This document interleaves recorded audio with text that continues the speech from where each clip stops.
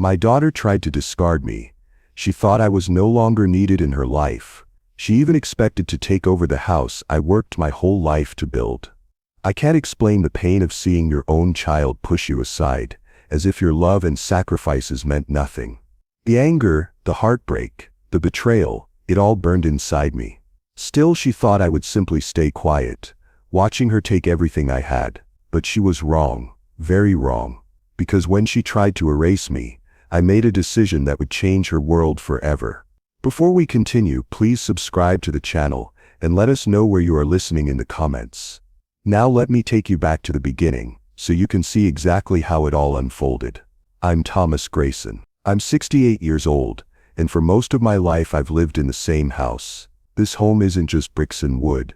It's my sweat, my late wife's patience, and decades of memories. Every corner has a story. Every scratch on the wall, every photo in the hallway is a reminder of the life we built. I never thought of it as just property. To me, it's family. At Christmas, I was filled with hope. My daughter Olivia was coming over. We hadn't been close lately. Months had gone by with barely a call from her. I told myself it was life, work, stress. Maybe tonight, with Christmas dinner, we could reconnect. Maybe I could feel like a father again, not just someone she used to rely on. Before she arrived, I walked through the halls, looking at the old photos of my wife. Her smile never faded, even in the pictures. She had always told me, "Thomas, this house is our gift to Olivia, but it's also our anchor. Don't let it break us." I touched the frame and whispered, "I'm trying, Mary. I'm still trying." Then the doorbell rang. Olivia was there, with her fiancé, Ethan. He had that polished look, sharp suit, perfect smile. But something about his eyes felt cold, like he was already judging everything he saw. "Dad," Olivia said, stepping inside. She kissed my cheek, but it felt staged, not warm. Not the way it used to be. She looked around and said, "Wow, the house looks impressive." Her voice was smooth, but not soft. It wasn't a compliment. It was like she was appraising it, like a buyer looking at real estate. I laughed nervously. "It's the same as always, just a little more dust in the corners." Ethan chuckled and ran his hand along the banister. "Solid place. Honestly, a perfect starter property for us." I froze. A starter property. My chest tightened. This wasn't some condo or rental. It was my home. The place where my wife and I had raised Olivia. I forced a smile, but deep down a sharp unease crept in. Dinner was quiet. Too quiet. I tried to ask Olivia about her life, her plans, but she gave short answers. Ethan filled the silence with polished small talk, as if he were rehearsing for some job interview. The warmth of family, it wasn't there. Later that night, when the dishes were washed and I thought they'd gone to bed, I walked down the hallway. That's when I heard it. Olivia's voice, low whispering. "Once it's ours, he won't matter anymore." My breath caught in my throat. I stopped dead in my tracks, pressing against the wall. I wanted to believe I misheard. Maybe she was talking about something else, but deep down I knew. She meant the house. The words cut through me like a knife. My own daughter, my Olivia, the little girl who used to run barefoot through these halls, who once hugged me so tight and promised she'd always love me. Now she was whispering about me as if I was already gone. I stood there frozen. My heart was pounding. A storm of emotions hit me all at once. Pain, betrayal, confusion. Was I nothing more than a roadblock to her? A piece on a checklist she and Ethan were planning to cross off. I backed away slowly, careful not to be heard. In my own home I felt like an intruder, like I was spying on strangers. I went to my room and sat on the edge of my bed, staring into the dark. The house was silent, but inside my chest everything was screaming. I couldn't sleep. All I could hear were those words. "Once it's ours, he won't matter anymore." That was the night a seed of doubt was planted. A seed that would grow into suspicion, anger, and eventually something much darker. But at that moment, all I felt was heartbreak. And I knew one thing: Christmas would never feel the same again. I told myself I didn't hear it. Those cold words from my own daughter. "Once it's ours, he won't matter anymore." They echoed in my head all night. I lay in bed, staring at the ceiling, clutching the old quilt my wife had made years ago. Sleep never came. I kept asking myself, had Olivia really meant it, or was I imagining things? The next morning, I walked into the kitchen, trying to act normal. The smell of coffee filled the room, but even that couldn't calm me. Olivia sat at the table, scrolling on her phone like she didn't have a care in the world. She barely looked up when I said good morning. My heart sank a little. The distance between us felt like a wall. Ethan came in a few minutes later, cheerful, almost too cheerful. He slapped me on the back, like he was already part of the family. Then with a smirk he said, "So Thomas, how do you handle property deeds this big? Must be tricky to keep everything in order." I gave him a thin smile, trying not to show my irritation. "Oh, nothing to worry about. Just takes patience and time." He chuckled, raising an eyebrow. "Well, they say property's best when it stays in the family. Generational transfers, right?" He said it like a joke, but I heard the sharpness beneath it. I laughed weakly and changed the subject, but inside, my suspicion grew. They weren't just visiting for Christmas. They were circling me, like wolves pretending to be polite. As I poured my coffee, I glanced at Olivia. She was still staring at her phone, barely acknowledging me. I remembered when she used to sit at this very table, begging me to make pancakes shaped like stars. Back then, her laughter filled the house. Now silence and cold glances had replaced it. Later that afternoon, the neighbors stopped by with a pie. They stood in the doorway, smiling. "Thomas, this house always looks so beautiful. You've kept it alive all these years. Your wife would be proud." Their words warmed me for a moment, but also reminded me of her voice, my late wife's last wish. I could almost hear her whisper, "Protect the house, Thomas, but protect the family more." I stood there, caught between duty and love. What would she think of Olivia now? Would she tell me to forgive, or to stand guard? That evening, I tried to push my doubts aside. Maybe I was being paranoid. Maybe Olivia didn't mean what I thought she did. I needed proof before I accused her. I got my proof sooner than expected. Olivia left her purse on the couch, while she and Ethan went upstairs. A folder stuck out slightly, as if calling to me. I hesitated. My heart pounded in my chest. I knew I shouldn't invade her privacy, but something inside me said I needed to know. I pulled the folder out with trembling hands. My eyes froze on the words printed in bold, "Inheritance Plan." The air left my lungs. My throat went dry. I flipped through the pages, each one filled with cold, calculated notes about the house. Selling it, splitting it, moving in with Ethan's family, once they had the deed. It felt like someone had driven a knife into me. My daughter wasn't thinking about family dinners or memories. She was planning to discard me like an old coat once she got what she wanted. I shoved the folder back quickly, my hands shaking. I sat there in the dark living room, staring at the Christmas lights blinking on the tree. They used to mean joy. Now they mocked me, each flicker whispering betrayal. I thought back to her words I'd overheard. "Once it's ours, he won't matter anymore." Now I knew. She had meant every syllable, and with that knowledge, doubt no longer whispered. It roared inside me. I couldn't stay silent forever. Something was about to break. I couldn't stop my hands from shaking as I pulled the folder open. My heart pounded so hard I thought it might break my chest. Inside were neatly stacked papers, filled with notes and numbers. I scanned the first page and my stomach dropped. It wasn't just talk. This was a plan.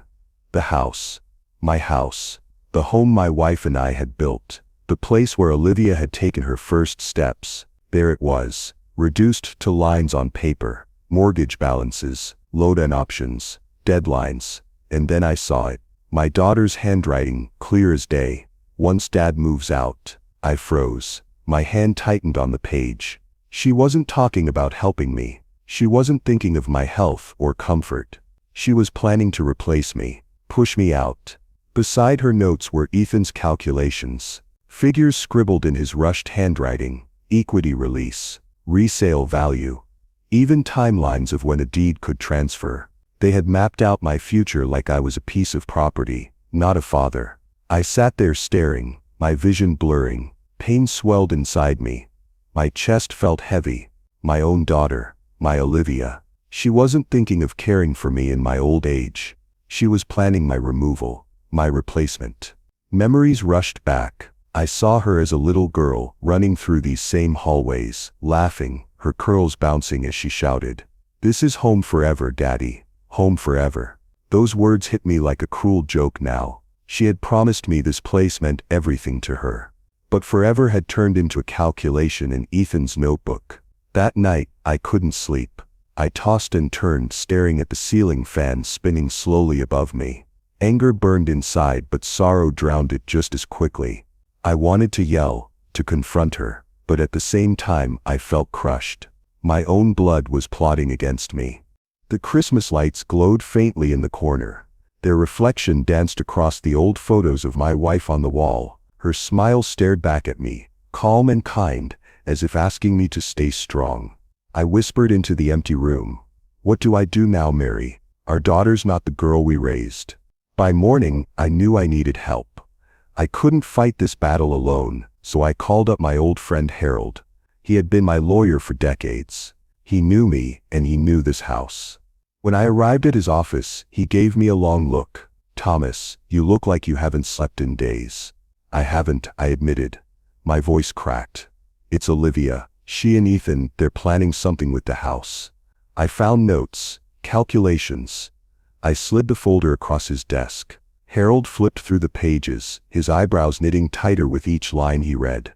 Finally he looked up. "This isn't casual talk. They're serious. They're preparing to move fast." I swallowed hard. "So what do I do? She's my daughter. I don't want to believe she'd go through with it." Harold leaned back, sighing. "Thomas, listen to me.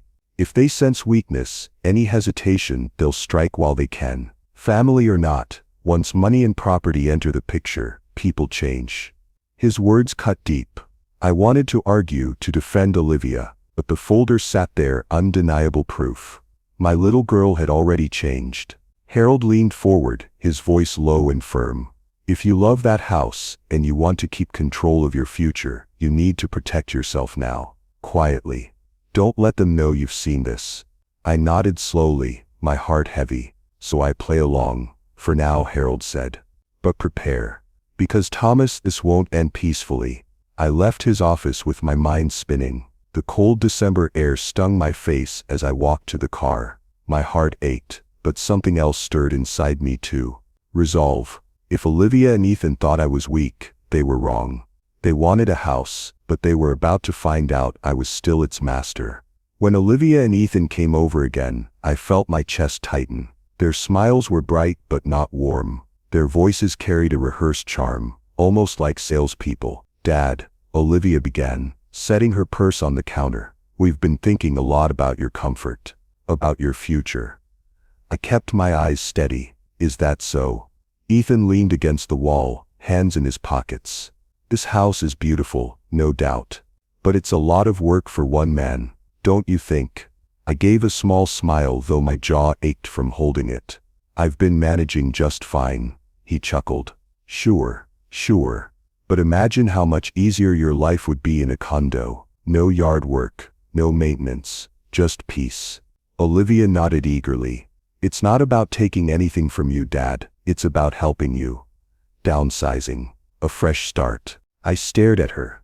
For a second, I searched her eyes, hoping to see sincerity. But instead, I saw impatience, a flicker of frustration, like she was waiting for me to surrender. I pretended not to notice. "That's a kind thought," I said softly. "But this place, it holds memories. I'm not ready to let go." Olivia's smile twitched, but she quickly forced it back.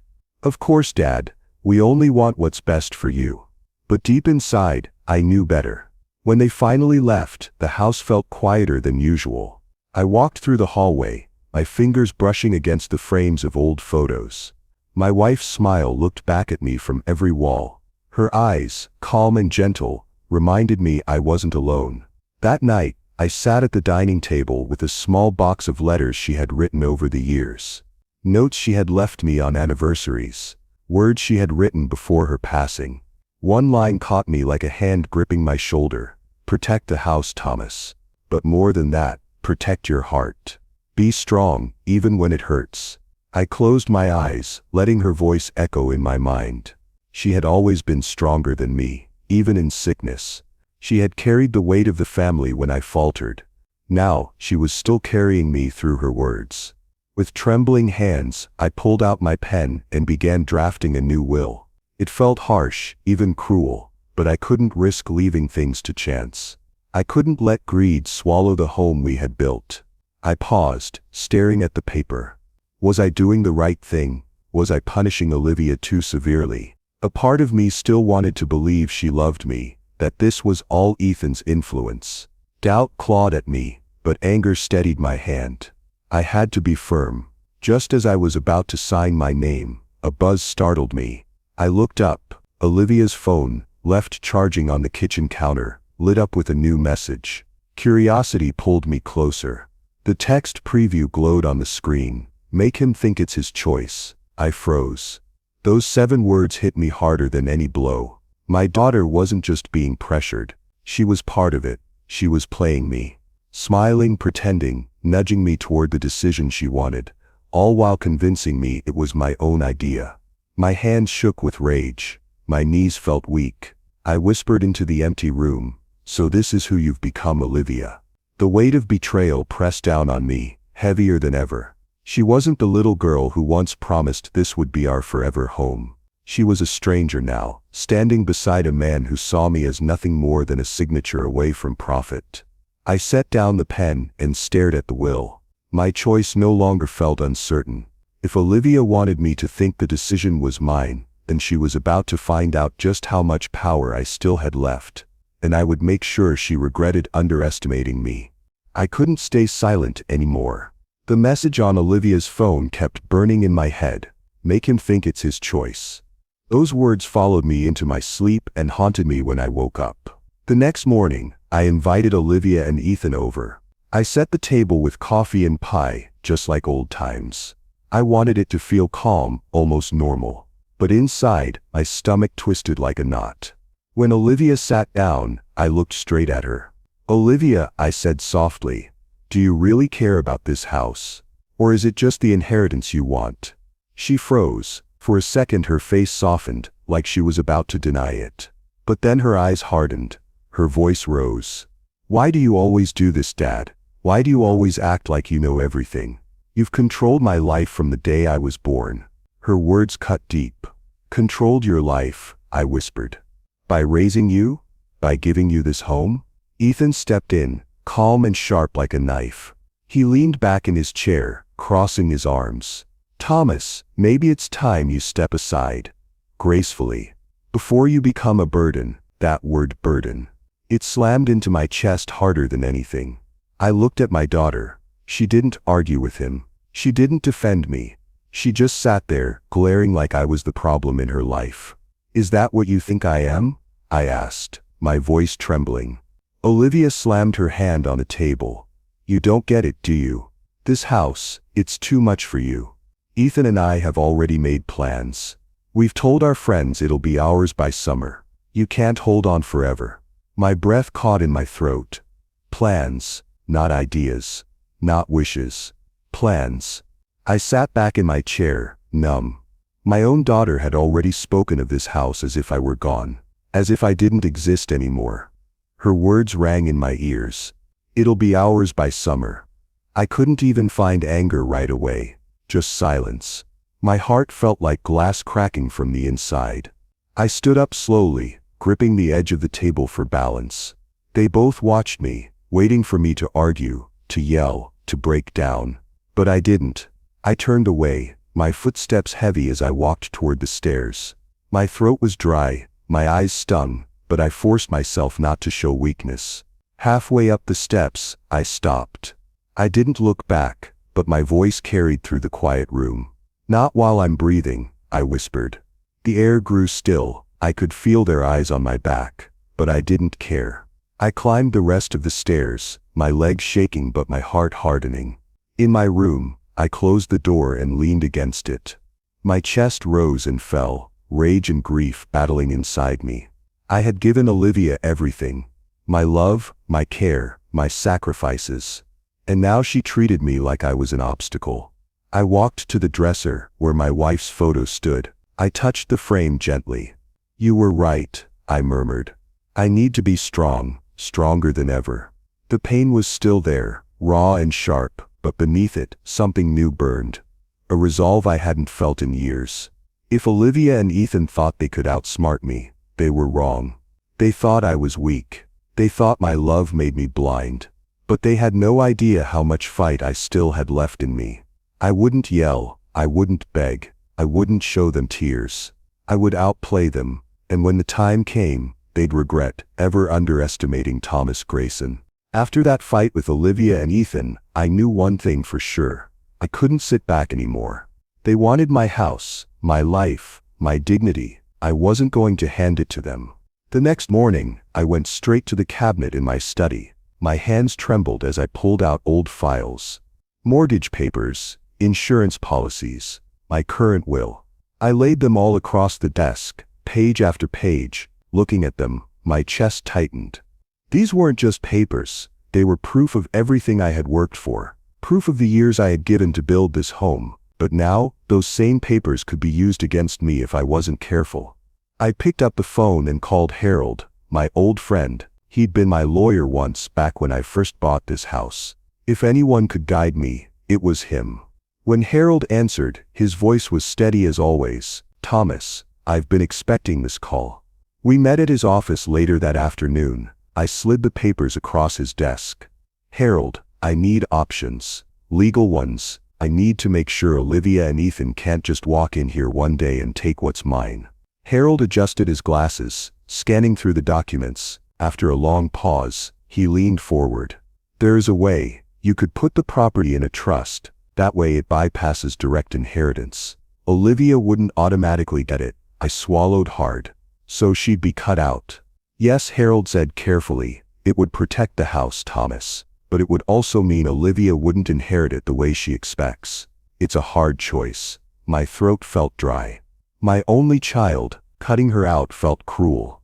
I could almost hear her little voice in my memory. "Daddy, this is our forever home." That memory crushed me. She was just a child then, running barefoot down the hallway, laughing, thinking the world was safe and simple. Now here I was, thinking about blocking her from the very place she once called home forever. I left Harold's office with the papers in a folder, my head spinning. The guilt was heavy, but so was the betrayal. That evening, I walked through the house slowly, room by room. The kitchen where my wife and I shared coffee every morning. The stairs where Olivia sat on Christmas mornings, shaking with excitement. The living room filled with echoes of birthday songs and family photos. Each memory was a blade and a bandage at the same time. Painful, but also reminding me why I had to fight. This wasn't just about wood, bricks and land. This was about respect, about dignity, about a father not being thrown aside like old furniture. I stood in the living room, staring at the fireplace and whispered to myself, "This house is my life. They won't take it." Later that night, I went upstairs, still thinking about Harold's advice. My head was heavy, but my pride felt stronger. When I opened the door to my office, something felt off. The air was different, tense. My desk drawer was slightly open. I stepped closer and froze. Ethan was standing there, bent over my desk, flipping through my files. His head snapped up when he heard me. "Ethan," I said slowly, my voice tight. "What are you doing?" He gave a slick smile like he'd been caught but didn't care. "Just checking something. You know, making sure you're not overworking yourself with all this paperwork." But I knew better. He wasn't here to help me. He was here to dig, to find out what I was planning. My chest burned with anger, but I stayed calm on the outside. I couldn't let him see my hand yet. I simply closed the drawer, staring him dead in the eyes. "Stay out of my office." Ethan smirked, but I saw the flicker of worry in his eyes. He knew I wasn't backing down, and at that moment I made a silent promise. If they thought I was weak before, they were about to see just how strong Thomas Grayson could be. After catching Ethan in my office, I acted like it was nothing. I smiled. I kept calm, but inside, my stomach burned. The next morning, I went back to my desk. I opened the same drawer Ethan had been digging through. My heart sank. Some papers were gone. Not all of them, but enough. The copies of the new will I had drafted weren't there. I sat down, gripping the edge of the desk. My pulse was pounding. Ethan wasn't just snooping, he was stealing, which meant he was already planning something behind my back. For a long moment I just stared at the empty space in the drawer. That small gap felt bigger than the whole house. I whispered to myself, "They're not even waiting. They're already moving against me." That day, I tried to distract myself, but it was useless. I drove into town, needing some air. I ended up at the old diner I used to go to with my wife. I thought maybe a hot cup of coffee would help me think straight, but the second I walked in, I felt eyes on me. Two women at the counter were whispering, their voices sharp like needles. "Olivia says she'll be moving in by summer," one said. The other chuckled. "Well, Thomas can't live there forever. Maybe it's better off in younger hands." I froze. My stomach twisted. Olivia was out there already boasting, talking about my home like it was hers, like I was just a ghost waiting to be cleared out. I left the diner without finishing my coffee. Shame and fury mixed in my chest. My own daughter, my blood, talking about me like I was already gone. That night, I sat back at my desk. I didn't hesitate anymore. No more guilt, no more waiting. I pulled out the trust papers Harold had given me. With a heavy pen in my hand, I leaned over and started signing. Every stroke felt like a blade, cutting Olivia and Ethan off, protecting what was mine. "This isn't just about a house," I whispered. "This is about my life, my dignity, my name." The final page was waiting. My hand shook, but I forced it steady. I pressed the pen down, ready to sign, and then, the sound of the front door slamming shut. I froze. Footsteps, fast, sharp, coming straight toward me. Before I could even move, the office door swung open. Olivia stood there, her face cold, her eyes like ice. She didn't look like my little girl anymore. She looked like a stranger. "What are you doing, Dad?" she asked, her voice flat. My heart pounded. I quickly slid the papers halfway under a folder, but I knew she saw them. Her eyes narrowed. "You think I don't know what you're planning? You think Ethan and I can't see through this act?" I tried to stay calm. "Olivia, these are my decisions. This is my home." Her lips curled in a bitter smile. "Not for long. You're just making this harder for yourself." For a moment the silence between us was heavy. It felt like all the love we once shared had been sucked out of the room. I stared at her, trying to see the little girl who used to hug me when I came home from work. But all I saw was someone who wanted me out of the way. Inside, I made a silent vow. She might think I was weak, but she had no idea what I was capable of. I straightened in my chair, sliding the papers back toward me, and met her cold stare. "Olivia," I said slowly, my voice low but steady, "not while I'm breathing." Her eyes flickered, just for a second, like she wasn't expecting me to fight back. But I could see it now. This wasn't just a quiet battle anymore. This was war. Olivia didn't leave that night. She stood in my office doorway, staring at me like I was the enemy. Her voice was sharp, every word like glass cutting my skin. "So it's true," she said. "You're trying to change the will. You think you can cheat me out of what's mine." I clenched my jaw. "Mine." She said mine, not ours, not even yours, just hers. "Olivia," I said, trying to keep calm, "this house isn't a prize. It's our family home. It holds our memories, our values." She cut me off with a bitter laugh. "Family values? Dad, family values don't pay mortgages. They don't buy security. Ethan deserves stability if we're going to build a life together." Her words stabbed me deeper than any knife could. Ethan deserves stability. What about the years I broke my back to give her stability? What about the nights I stayed up sick with worry, wondering how I'd raise her after her mother passed? I felt my hands tremble, but I tightened them into fists on my lap. "Olivia, respect comes before money, dignity before greed. If you think love is about inheritance, then you've already lost something much bigger than this house." She rolled her eyes, cold, mocking. "That's exactly why you'll never understand, Dad. Times have changed. You can't guilt me with your old-fashioned speeches anymore."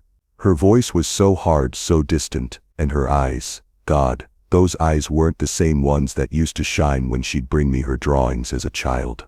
All I saw now was hunger. I couldn't find words for a moment. My chest ached, like something inside me was breaking apart. But before I could answer, my phone rang. Harold's name lit up the screen. I turned away from her and picked it up.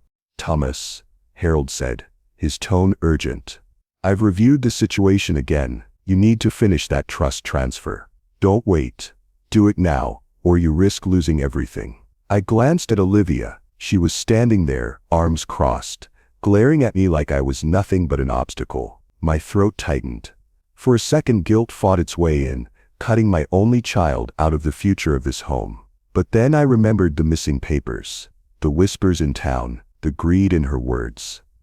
I nodded, even though Harold couldn't see me. "You're right," I said quietly. "It ends tonight." I hung up. Olivia's head tilted, her lips curling into a smile that chilled me. "What are you planning, Dad? You really think you can outsmart Ethan? Outsmart me?" Her arrogance was like a slap, but I didn't answer. Not this time. I picked up my pen and signed the papers. Harold had warned me to finish. My hand didn't shake this time. Olivia gasped when she saw the ink hit the page. "You'll regret this." Her words echoed in my office, heavy and sharp. She stormed out, slamming the door so hard the frame rattled. The silence that followed was suffocating.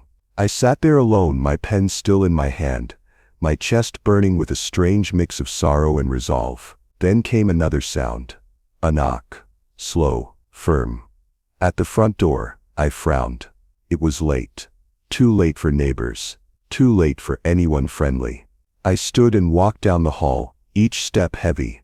My heart raced. When I opened the door, a man in a dark coat stood there. His face was unfamiliar. In his hand was a large envelope. "For Mr. Thomas Grayson," he said, his voice flat. I took it, confused. "Who sent this?" But the man didn't answer. He just turned and walked into the night, leaving me with the envelope clutched in my shaking hands.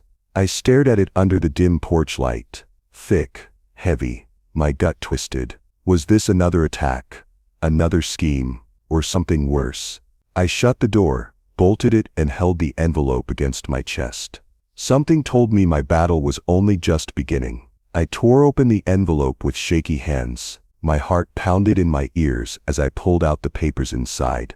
The words hit me like a punch to the gut. Power of attorney. Olivia and Ethan had filed a legal notice against me. They were claiming I was no longer mentally fit to manage my own affairs. They wanted full control of my assets, everything I had worked for, everything I had protected. I sat back, stunned. The room blurred for a moment as my chest tightened. My own daughter, my Olivia. She wasn't even waiting for me to die. She wanted to take everything while I was still breathing. My hands shook so badly the papers almost slipped from my grip. I read them again and again, hoping I misunderstood. But the words stayed the same. Concerns about his mental fitness. Was this her idea, or Ethan's? Did she really believe I was losing my mind, or was she just willing to destroy me to get what she wanted? I felt sick. My mouth went dry. All the years of raising her alone, all the sacrifices, all the love I poured into her, it meant nothing. I picked up the phone and dialed Harold. He answered quickly. "Thomas, what's wrong?" he asked. I could barely get the words out. "They filed for power of attorney. Olivia and Ethan, they're saying I can't make decisions for myself." There was silence for a moment. Then Harold swore under his breath. "That's low, real low. Don't panic, Thomas. We'll fight this. They have no proof. We'll show the court you're capable. They can't just strip you of your rights like this." But my voice cracked. "Harold, she's my daughter, my little girl. How could she do this to me?" His tone softened. "Because she's blinded, Thomas, by greed, by that man. Listen to me, we'll make sure this doesn't go through. I promise you." I hung up, but his words didn't ease the ache in my chest. That night, I sat in front of the mirror, staring at myself. The lines on my face, the tired eyes, the gray hair. For a moment I wondered if maybe Olivia was right. Had I gotten too old? Too weak? Did I fail her somewhere along the way? I remembered her laughter when she was little, running barefoot through the halls. I remembered tucking her in at night, telling her stories when she was scared. And now this, a legal notice declaring I wasn't fit to be trusted. Tears burned my eyes. My chest felt heavy. But then something inside me shifted. The sadness started to fade, replaced by something darker, stronger. Anger. Pure anger. No, I wasn't losing my mind. I wasn't weak. This wasn't about my mental state. It was about betrayal. About greed. About a daughter who let money poison her soul. I stood up from the chair, my fists clenched tight. My reflection stared back at me, but I didn't see weakness anymore. I saw a man who had been pushed too far. I whispered at first, then said it louder, my voice steady. They want war? I'll give them war. The words echoed in the quiet house. For the first time in weeks, I felt clear, focused. This wasn't just about saving my home anymore. This was about saving myself. If Olivia and Ethan thought they could bury me alive while I was still breathing, they were about to learn just how wrong they were. After the shock of that envelope, I knew I couldn't waste another second. I called Harold the very next morning and told him I wanted to fight back. Hard. He didn't hesitate. He came over with 2 other men, financial advisors he trusted. We sat at my kitchen table, papers spread out, coffee turning cold as we planned every move. Harold laid it out simply. Thomas, the cleanest way to protect everything is to transfer ownership. Not to Olivia, not to anyone living, but into a foundation under your late wife's name. They can't touch it. Not without a fight, they'll lose. Hearing her name, my late wife, it stirred something deep inside me. For years I'd promised to protect the home we built together. Now through this foundation, it felt like she was still here with me, standing guard. I nodded slowly. Do it, I said. Pain was still in my chest, but now it was shaping into something sharper. Purpose. That same week, I invited Olivia and Ethan over. I acted calm, quiet. I let them talk. I let them boast. Olivia's voice was sharp, almost mocking. Dad, you're being unreasonable, she said, arms crossed. You have to think about the future. Ethan deserves security if we're going to marry. Ethan leaned in with that smug grin. It's better this way, Thomas. Hand it over peacefully, less embarrassment for you. I kept my face still, but inside I burned. What they didn't know was that my phone was recording every single word. Their arrogance, their greed, it was all being captured. Family values don't pay mortgages, Dad. Olivia sneered at one point. That cut deep, sharper than a knife. But I just nodded, pretending to listen. When they left, I sat there shaking. Not from fear, but from fire. I forwarded the recording straight to Harold. His reply came within minutes. This is gold, legal leverage. They won't see it coming. As the days went on, word began to spread in town. People at the diner whispered. At the grocery store, neighbors looked at me with pity, and then with quiet respect. They knew. They knew my daughter was turning against me, and for once, the whispers weren't about me being weak. They were about her arrogance, her betrayal. One older man clapped me on the shoulder one morning and said, "Don't let them win, Thomas. That house is yours. Everybody knows it." The support meant more than I could say. It gave me strength I didn't realize I still had. But the fight was far from over. One night, as I was locking up the house, my phone buzzed. A voicemail. The voice made my blood run cold. It was Ethan. His tone was smooth, threatening. "Thomas, listen carefully. If you do this, if you move forward with your little plan, you'll die alone. Nobody will be there for you. Not Olivia, not anyone." I froze, staring at the phone in my hand. His words slithered into my ears like poison. Die alone. For a moment I felt the sting of loneliness, the thought of my daughter turning away forever, the silence of an empty house, the weight of being truly left behind. But then I pressed play again, listened once more, and this time I didn't feel weak. I felt angry, furious. He thought fear would break me. He thought threats would stop me. Instead, it did the opposite. I saved the voicemail. Added it to my growing file, proof of who Ethan really was. Proof that Olivia had chosen a man who wanted to destroy me. I whispered to myself as I placed the phone down, if they think I'm going to fold, they don't know me at all. That night I slept lighter than usual. Not because I was at peace, but because I knew war had already started, and I was ready. I didn't sleep much after that voicemail from Ethan. His words kept echoing in my head. "You'll die alone. But when the sun rose, I made a decision. I wasn't going to let fear win. I wasn't going to let that boy, or even my own daughter, bully me into surrender. I called Harold. My voice was steady. Do it. File the paperwork. Today. He didn't ask questions. He just said, "Good, this ends now." By noon, we were sitting in his office with a pile of documents in front of me.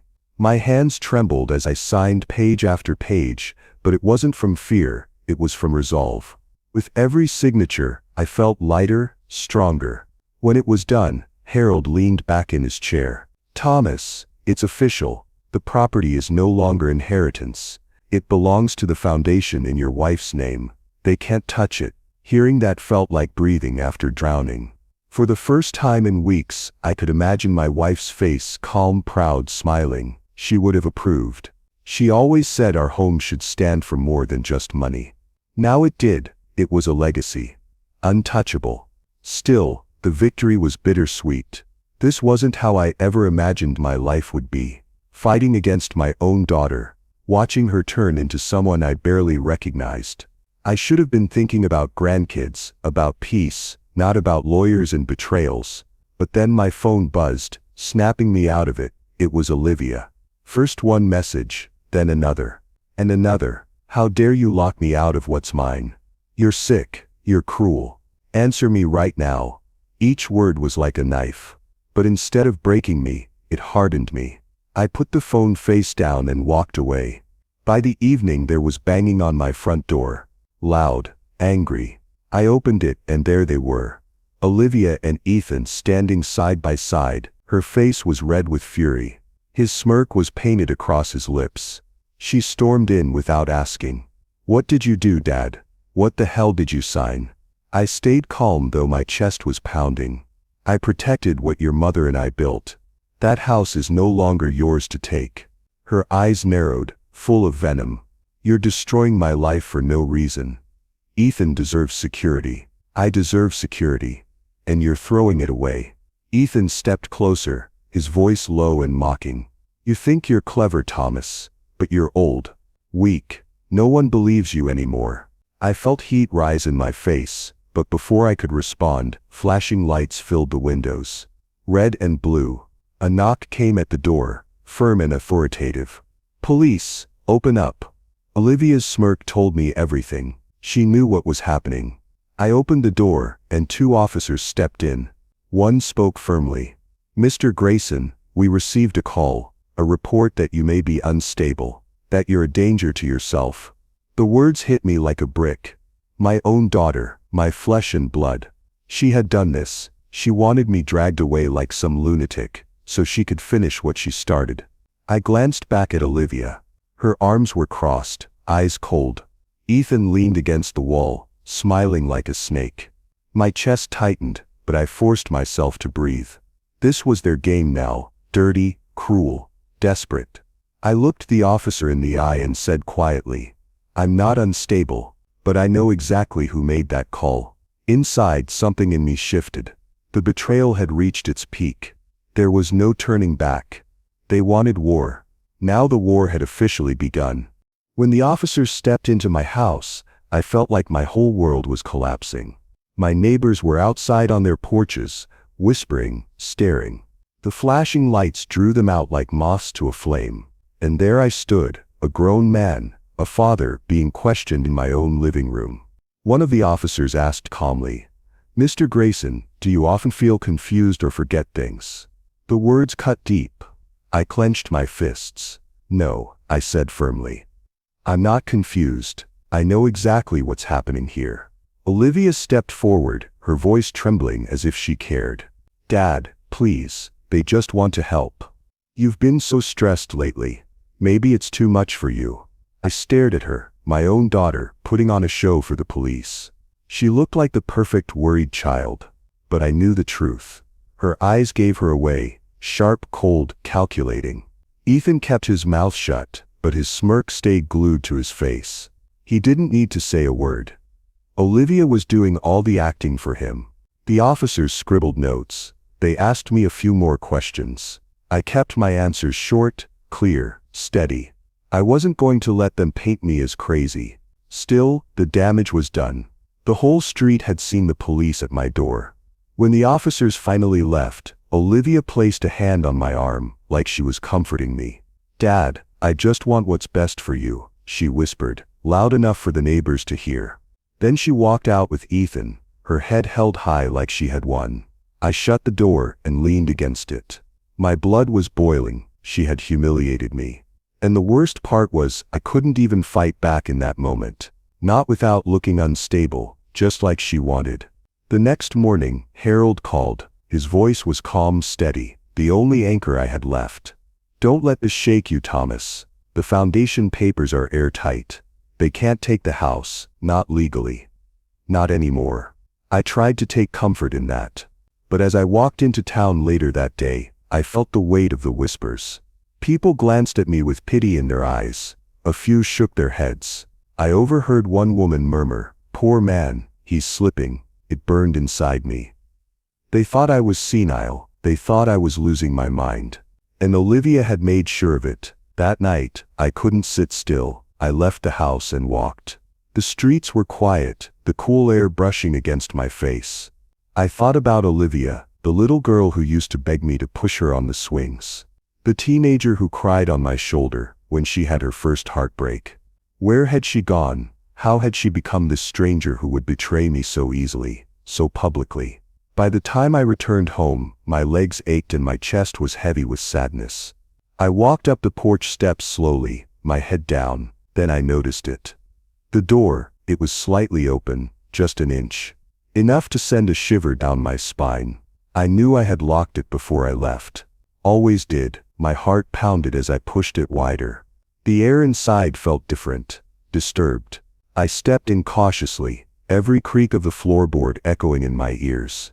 "Hello," I called out, my voice low, uncertain. No answer, just silence. I stood there, my fists clenched, the betrayal of my daughter still fresh in my heart, and now the sickening feeling that someone had been inside my home. My safe place was no longer safe, and deep down, I already knew who was behind it. When I saw the safe door hanging open, my stomach dropped, the lock was smashed. Papers scattered across the floor like someone had torn through my life with their bare hands. I rushed forward, my hands shaking. The foundation documents, the proof that Olivia and Ethan couldn't touch the house, they were gone. I felt the blood drain from my face, my chest tightened. "No, no, no, no," I muttered. My whole body trembled as I pulled out every drawer, every file, hoping they had missed something. But the truth stared back at me. The most important papers were gone. For a moment I couldn't breathe, my mind went dark. Had I just lost everything? Had Olivia finally beaten me? Then my phone rang. I snatched it up without thinking. It was Harold. "Thomas," he said quickly, "don't panic. I got your message. Listen, yes, they may have stolen the copies from your house, but we filed duplicates at the courthouse last week. The foundation is safe, the house is legally untouchable." I sank down into the chair, my body trembling with relief. Tears stung my eyes. "Thank God, Harold, you saved me." He spoke firmly. "Ethan thinks stealing papers can erase the law. That's his arrogance. Let them play their games. We're still ahead." I hung up, my breath slowing. For the first time that night, I smiled. They hadn't destroyed me, not yet. But as I leaned back, something caught my eye inside the safe. A folded piece of paper tucked in the corner, almost hidden under a ledger. My hands shook as I pulled it out. It wasn't mine, it was a letter. I unfolded it slowly. The handwriting was Olivia's, my daughter's. The words made my skin crawl. "Once the house is ours, I don't need him or you." I froze. My hands went numb. She wasn't just planning to cut me out. She was planning to cut Ethan out too. The betrayal ran deeper than I ever imagined. She had fooled me, betrayed me as her father. But now I realized she was ready to betray the man she claimed to love. I pressed the letter to my chest. My pain turned into something sharp. This wasn't just about defending myself anymore. This was war. And I finally had the weapon I needed. I whispered to myself, "You played me, Olivia. But you're about to learn. I can play too." The front door slammed. I jumped. Heavy footsteps thundered into the house. My heart raced as I shoved the letter into my pocket. Ethan stormed into the room, his face red with rage. His eyes darted straight to the open safe, then to me. "What did you find?" he snapped. His voice cracked like a whip. He stepped closer, fists clenched. I stood tall, forcing calm into my voice. "Funny thing about safes," I said slowly. "Sometimes they hold more than you expect." His nostrils flared. He wasn't stupid. He knew I had something. "Give it to me, old man." I looked at him, steady and cold. For years I had been the weak one, the grieving father, the man they thought they could manipulate. But holding that letter in my pocket, I felt the power shift. For the first time, Ethan was the one who looked scared. I didn't move. I didn't blink. And deep down, I knew this was the beginning of the end. Ethan stood there, his fists tight, his eyes drilling into me. He wanted to scare me, but I didn't flinch. "Not this time. You think you can just waltz in here, break into my safe, and walk away with my life," I said, my voice low. He sneered. "Hand over whatever you found, Thomas. Don't make this harder than it has to be." I let the silence stretch. Then I pulled the folded letter out of my pocket. I held it up between two fingers. "This?" I asked. His eyes locked on the paper. His breathing quickened. I opened it slowly, reading aloud just enough for the words to sink into him. "Once the house is ours, I don't need him or you." The color drained from his face. His hands dropped. What did you just say?" I stared at him. "That's Olivia's handwriting, isn't it? Your sweet little partner. She's been lying to you, Ethan. Using you. Just like she used me." He stumbled back, shaking his head. "No, she wouldn't." But I shoved the paper against his chest. "Read it for yourself." His hands trembled as his eyes scanned the lines. Rage twisted his face. His whole body shook. "She played me," he whispered. Then louder, his voice cracking, "She played me." At that moment Olivia walked in. She froze when she saw us. "What's going on?" she asked carefully, her eyes darting between us. Ethan turned on her like a wild animal. He waved the letter in her face. "What is this, Olivia? Huh? You said we'd be together. You said once we had the house, it was ours. But here you say you don't need me either." Her face went pale. She tried to grab the letter. "Ethan, listen, that's not don't lie to me," he roared. His voice echoed through the house. "You used me, just like you used your father." She started crying, but the tears looked fake to me. I had seen this act before. She tried to reach for him, but he shoved her hand away. Their whole world crumbled in front of me. Yelling, accusations, Olivia screaming that it wasn't true, Ethan shouting that he should have known. I didn't have to say a word. They were destroying each other. Then the knock at the door. Sharp, firm, the police. This time I didn't panic. This time I had proof. I handed the officers the letter. I showed them the damage to my safe. I told them about the threats, the schemes, the manipulation. My voice was steady, strong. The officers listened. They looked at Olivia, at Ethan, at the chaos in my living room. Olivia tried to play her role again. She clutched her chest and cried, "Please, you don't understand, my father. He's confused, he's not well." But Ethan cut her off. His voice shook with fury. Don't you dare try to twist this now. She's been scamming him. She scammed me too." The room went silent. That was the moment her mask fell for everyone to see. The neighbors who had gathered outside peered in, whispering. The officers' eyes hardened. They didn't see a caring daughter anymore. They saw a fraud. And when they placed her in handcuffs, Olivia's tears finally looked real. As they pulled her toward the door, she turned back. Her eyes locked on mine. "You'll regret this," she hissed. Her voice was low, venomous, but I didn't flinch. I stood tall, steady. For the first time, I felt like the father who couldn't be broken. And as the door shut behind her, I knew the final chapter was about to begin. When the door finally closed behind Olivia, I didn't move. I just stood there, listening to the silence. My heart was heavy but steady. Ethan was gone too. Both of them out of my life, out of this house. For the first time in months, I felt the air move through the rooms without tension. No lies hanging in the corners. No footsteps I couldn't trust. No threats pressing down on me. With Harold's help, I made sure everything was sealed. The house, the land, every corner of my property was secured under the foundation's name. The courthouse had the records now. No one, not Olivia, not Ethan, not anyone could ever take it again. That night I slept without fear. I knew the papers were safe. Their tricks, their greed, their schemes, all of it had failed. But even though I was free, the town still whispered. People stared at me in the grocery store, at the gas station, even walking down Main Street. I could feel their eyes on me. Some pitied me. Some admired me. And some just wanted gossip.